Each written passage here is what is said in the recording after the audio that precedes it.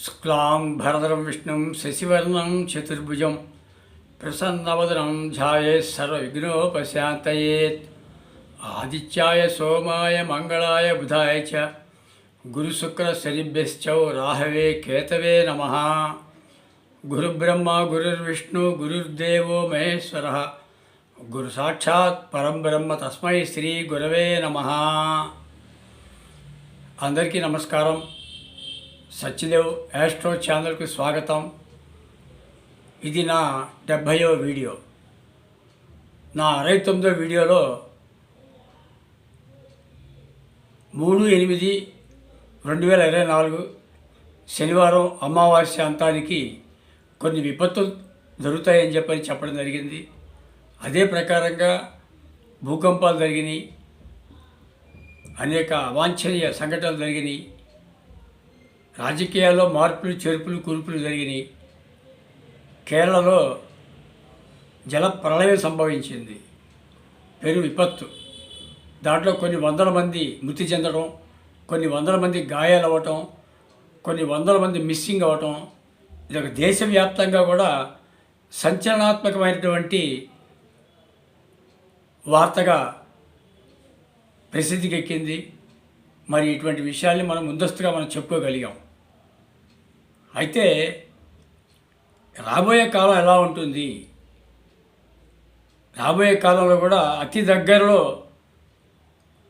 జరిగినటువంటి విషయాల కన్నా, శనివారం అమావాస్య ప్రభావం వల్ల జరిగినటువంటి విషయాల కన్నా తీవ్రమైనటువంటి విషయాలు జరిగేటువంటి ప్రకృతి వైపరీత్యాలు జరిగేటువంటి అవకాశాలు ఉన్నాయి। ప్రకృతి వైపరీత్యాలంటే భూకంపాలు, సునామీలు, తుఫాన్లు, అల్పపీడన వర్షాలు, ఇవన్నీ కూడా మనం చెప్పుకుంటాం। అగ్ని ప్రమాదాలు, కార్చిచ్చులు, దీంతోపాటు రాజకీయపరంగా రాజకీయాల్లో ఒడిదుడుకులు, పలు అవాంఛనీయ సంఘటనలు, శాంతి భద్రతలకు విఘాతం కలిగించడం, ఇట్లాంటివి కూడా జరిగేటువంటి పరిస్థితులు వస్తున్నాయి। అతి దగ్గరలో అతి తీవ్రమైనటువంటి స్థాయిలో ఇవన్నీ జరిగేదానికి అవకాశం ఉంది। దాని గురించి విపులంగా మాట్లాడుకునేదానికి ఈ వీడియో చేయడం జరిగింది। ప్రధానంగా ఇప్పుడు ఉన్నటువంటి గోచారరీత్యా ఉన్నటువంటి గ్రహస్థితిని కనుక మనం పరిశీలన చేసినట్లయితే, శని భగవానుడు కుంభరాశిలో వక్రించి సంచారం చేస్తూ ఉన్నాడు। కుంభరాశి ఆయనకి స్వక్షేత్రం, వాయుతత్వ గ్రహం, అది వాయుతత్వ రాశి। అట్లాగే వృషభ రాశిలో గురువు కుజుడు ఇద్దరు కూడా సంచారం చేస్తూ ఉన్నారు। తర్వాత 16వ తారీఖు సాయంత్రం 7:44 రవి కర్కాటక రాశి నుంచి సింహరాశికి ప్రవేశం చేస్తున్నాడు, తన సొంత రాశి। రవి అగ్నితత్వ గ్రహం, సింహరాశి అగ్నితత్వ రాశి। ఆయన సొంతింట్లోకి ఆయన వస్తున్నాడు రవి। శని భగవానుడు ఆయన సొంతింట్లోకి కుంభరాశిలోకి ఆయన సంచారం చేస్తూ ఉన్నాడు। వీళ్ళిద్దరి మధ్య సమసప్తక స్థితి ఏర్పడుతూ ఉంది। ఇది సమసప్తక స్థితి ఎప్పుడు పడితే అప్పుడు ఏర్పడేది కాదు। శని భగవానుడు మకర కుంభాల్లో సంచారం చేస్తున్నప్పుడు రవితో సమసప్తక స్థితి ఏర్పడుతుంది। అది 30 సంవత్సరాలకి కానీ జరగదు। ఒక్కొక్క రాశిలో సంచారంలో ఉండగా రవితో సమసప్తక స్థితి 2 సార్లు ఏర్పడుతుంది। మకరం అది భూతత్వ రాశి, కుంభరాశి వాయుతత్వ రాశి। ఆ రాశుల యొక్క లక్షణాలు కూడా మార్పు ఉన్నాయి, దాన్ని బట్టే ఫలితాలు కూడా ఉంటాయి। మరి వాయుతత్వం అంటే వాయువేగం మనోవేగంతో సమానమైనటువంటి ఫలితాన్ని ఇస్తుంది, శని భగవానుడు ఇస్తాడు ఈ రాశిలో ఉండగా। మకర రాశిలో ఉండగా అది చరరాశి, అది భూతత్వ రాశి, ఫలితాలు కూడా అట్లానే ఉంటాయి। సో కాబట్టి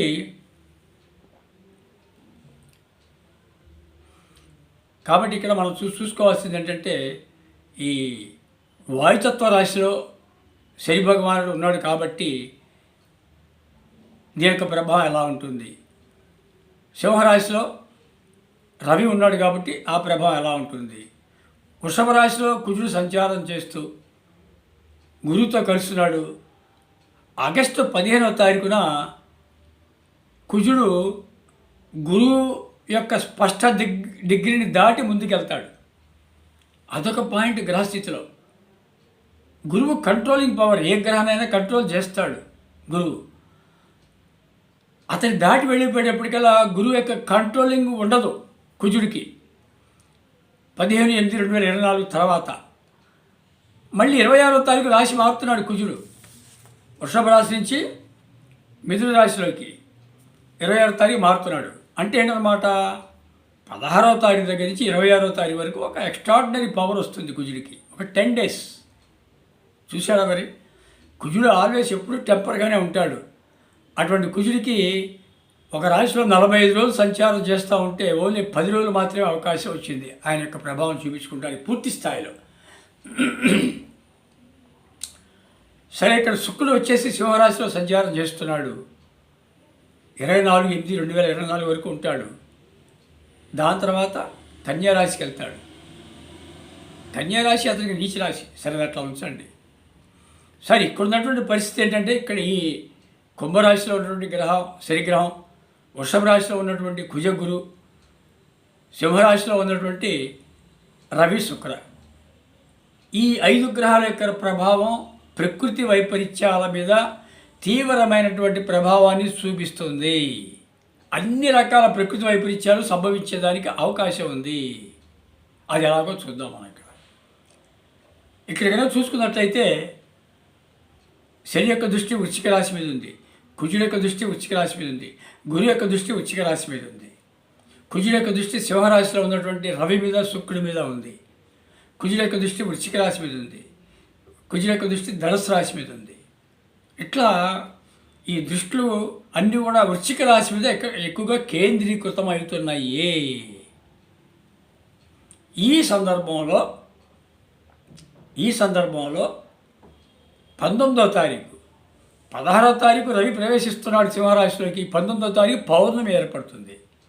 ఆ పౌర్ణమి ఏర్పడినప్పుడు ఏం జరుగుతుంది, రవిచంద్రుడు ఇద్దరు కూడా సమసప్తక స్థితిలో ఉంటారు. కుంభరాశిలో శనితో కలిసి చంద్రుడు ఉంటాడు. చంద్రుడు దేనికి సంకేతం, అది జలతత్వ రాశి, జలతత్వ గ్రహం. సముద్రంతో పోల్చుకుంటాం చంద్రుడిని. పూర్ణ జలతత్వం అది. అక్కడ సముద్రానికి చంద్రుడికి సంబంధం ఉంది. సముద్రం నుంచి ఉద్భవించిన వాడే చంద్రుడు. ఇక్కడ శని యాక్టివేట్ అవుతున్నాడు పౌర్ణమి రోజున. యాక్టివేట్ ఏం చేస్తున్నాడు, తనతో కలిసి ఉన్నటువంటి చంద్రుడిపై తన యొక్క ప్రభావాన్ని చూపిస్తున్నాడు. 7వ స్థానంలో సమసప్తక స్థితిలో రవి శుక్రుడితో ఉన్నటువంటి శుక్రుడు కూడా జలతత్వ గ్రహం, అతనిపై కూడా ప్రభావం చూపిస్తున్నాడు. మనకు ఉన్నటువంటి జలతత్వ గ్రహాలు 2, చంద్రుడు శుక్రుడు. ఆ 2 గ్రహాలు కూడా ఇప్పుడు ఈ గ్రహస్థితికి అటు కుజుడు చూస్తున్నాడు శుక్రుడిని, ఇటు శని కూడా చూస్తున్నాడు శుక్రుడిని. చంద్రుడిపై కూడా శని యొక్క ప్రభావం ఉంటుంది. ఇప్పుడు అడపాతడపా వర్షాలు పడుతున్నాయంటే కారణం కుజుడు యొక్క దృష్టి శుక్రుడి మీద ఉండబట్టే. దానివల్ల 24వ తారీఖు దాకా కూడా వర్షాలు పడతాయి కుజుడు యొక్క ప్రభావం వల్ల. మరి దానితో ఇప్పుడు 19వ తారీఖున శని యొక్క ప్రభావం కూడా తోడైంది. ఈ తోడైనప్పటికి ఏమవుతుంది, తుఫాను వర్షాలు వస్తాయి.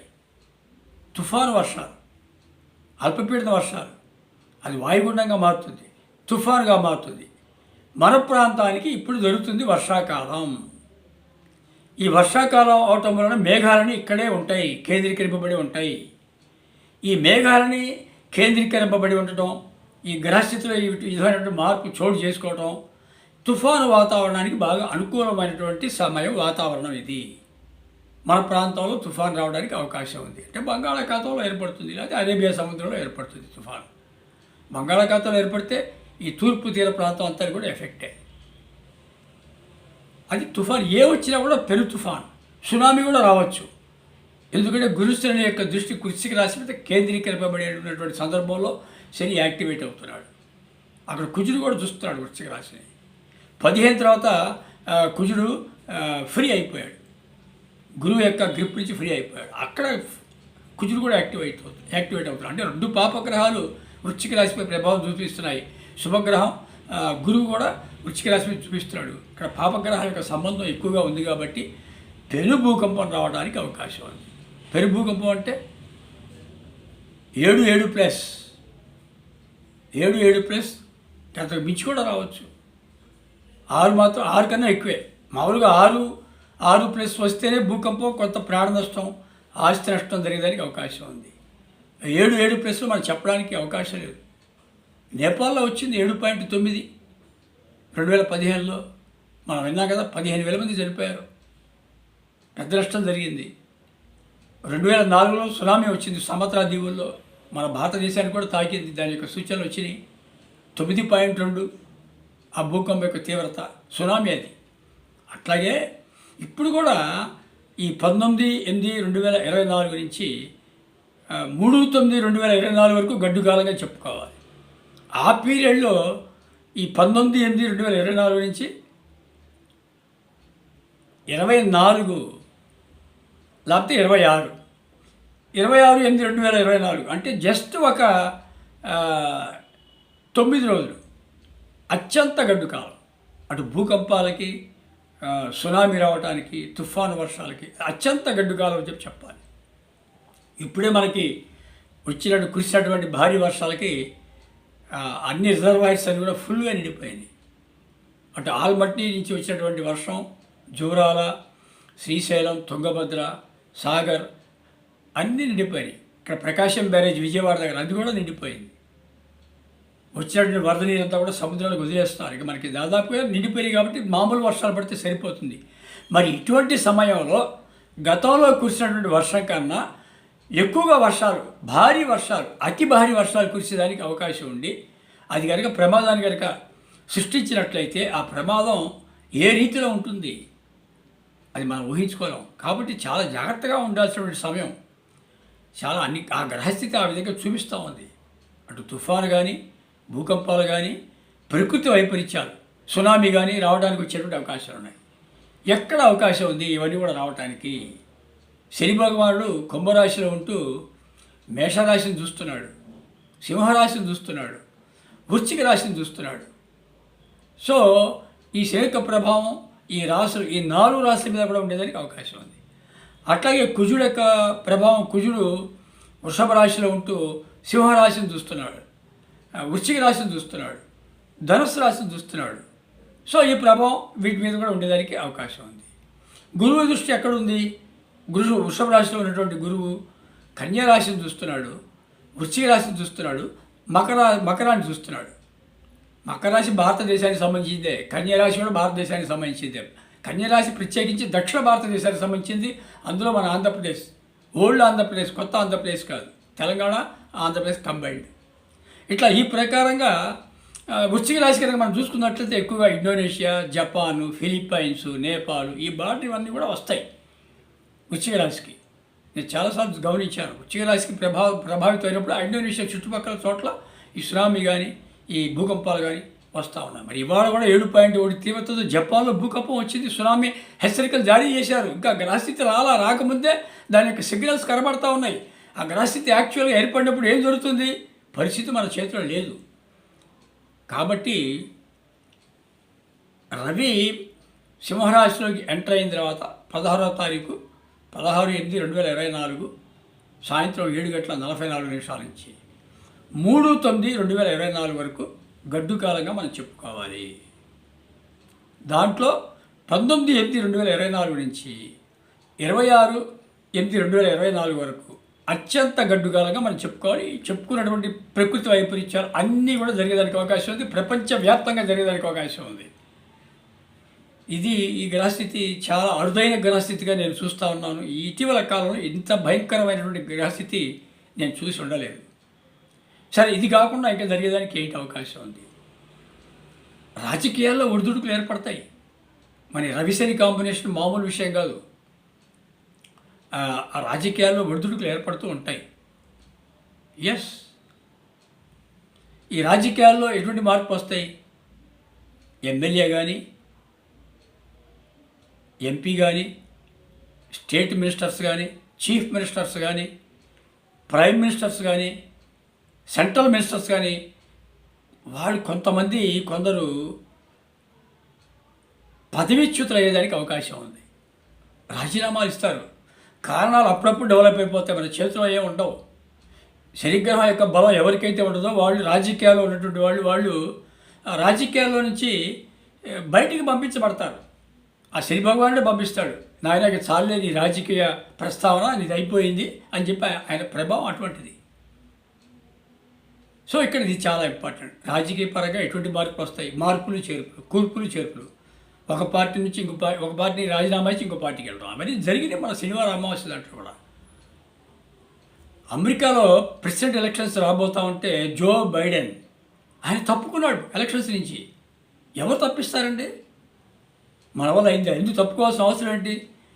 అమెరికా ప్రెసిడెంట్ పోటీకి నిలబడాలంటే సంతోషపడాలి. అటువంటి ఆయనంతటా ఆయన నాకు అనారోగ్య సమస్యలు ఉన్నాయి, నేను తప్పుకుంటున్నాను అని చెప్పని డిక్లేర్ చేశాడు పదవి నుంచి.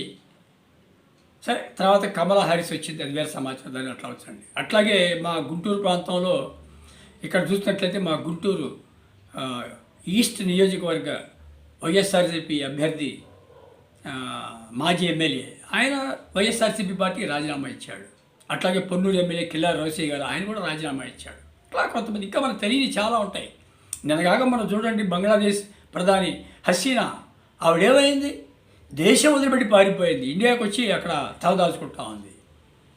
ఇవన్నీ కూడా శని యొక్క ప్రభావం. రాజకీయాల్లో మార్పులు చేర్పులు, వాళ్ళు పదవీచ్యుతులయ్యారు, రాజీనామాలు ఇచ్చారు, తప్పకుండా శని ప్రభావం ఉంటుంది.